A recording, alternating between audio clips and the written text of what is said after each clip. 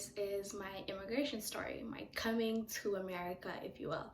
So it all started with my parents. I mean, it makes sense. I came to this country when I was 7 years old.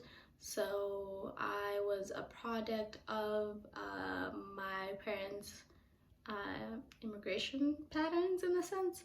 So my dad, early 2007, applied for DV, or the Diversity Visa Lottery. And the Diversity Visa Lottery is this program initiated by the United States to diversify its existing population from, and it's centered around people that don't normally have a large representative group in the United States. So Ethiopia was one of them. And so my dad filled out this application on a whim without really telling anybody else. And I think in part he believed that we weren't really going to get it. I mean, previously all the winners have been people in their early 20s, maybe like 19-year-olds. And so it's never been a family. And so he just assumed that we weren't going to get it, and he filled it out and he completely forgot about it until I think later on that year he received mail. And once he opened the mail, it was a letter that saying, "Congratulations, you and your family have been selected to come to the United States. Please go through all these processes and complete them, and then you are able to come to the United States." So that included getting a passport, a test for HIV. I don't know why that was a requirement, but it is. And also an interview portion just to prove your eligibility.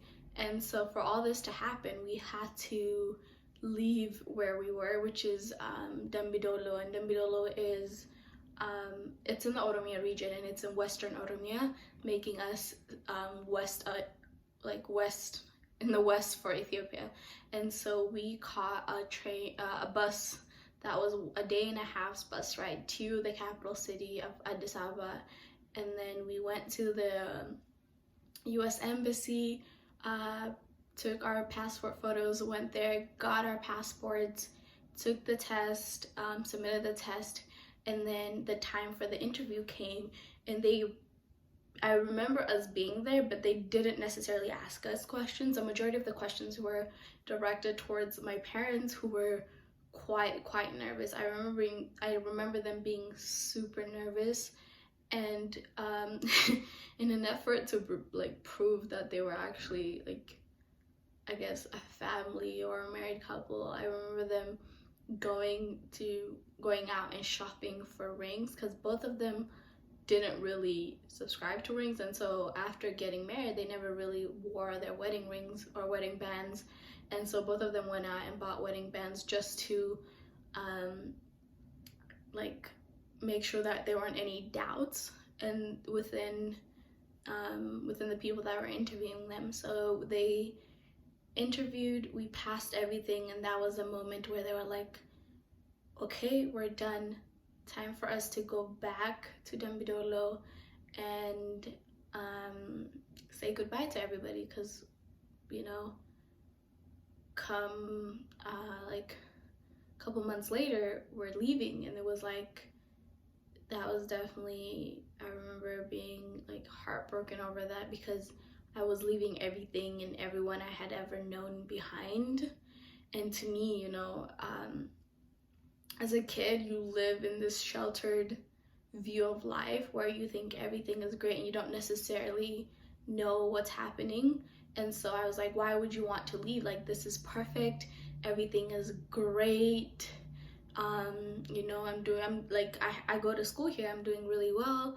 And so it wasn't until much later that I was able to learn the motivating factors as to why they wanted to leave the country. And it all came down to me and my brother, and them wanting a better life for my brother and I. I mean, it was that here we were able to have an opportunity at higher education. We were able to have a lot of opportunities that you wouldn't necessarily get in a in a country like Ethiopia. And also, I think a major factor was safety and security.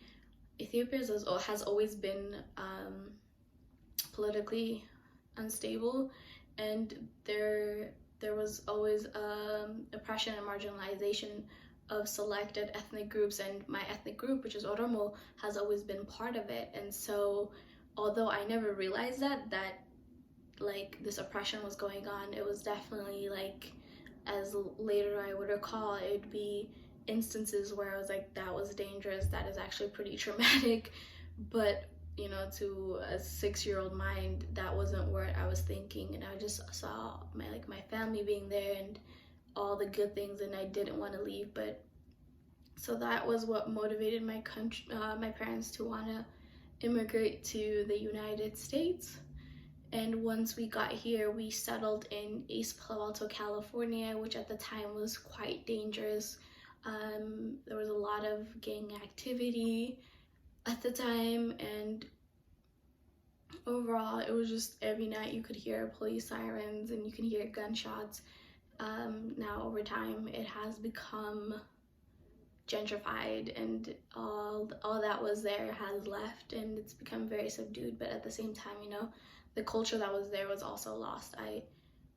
East Palo Alto will always have a special place in my heart, because I think it's the place where I was introduced to America in a real sense, and it was the place where I first learned English. And me learning English happened at school. I mean, I would go to school, and I think for the first 2 months I was mute. I wouldn't say anything, and I would just sit there and absorb all that was being said.